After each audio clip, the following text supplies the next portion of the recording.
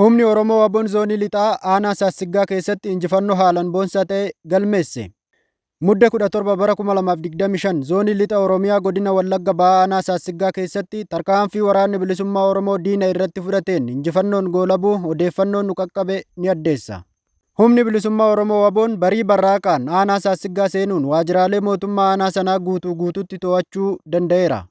Tarkaanfii kanaan loltoonni mootummaa uummata nagaa hiraarsaa ture hedduun du'aan gariin immoo madoo ulfaataan yoo adabaman kanneen booji'amanii fi achi buuteen wallaalames jiraachuun ibsame. Hanga gabaasi kun qophaa'etti waajjiroota mootummaa aanaa Saassiggaa dabalatee waajjiraaleen adda addaa kanneen aanaa jalatti argaman hundi humna waboon to'atamanii jiru.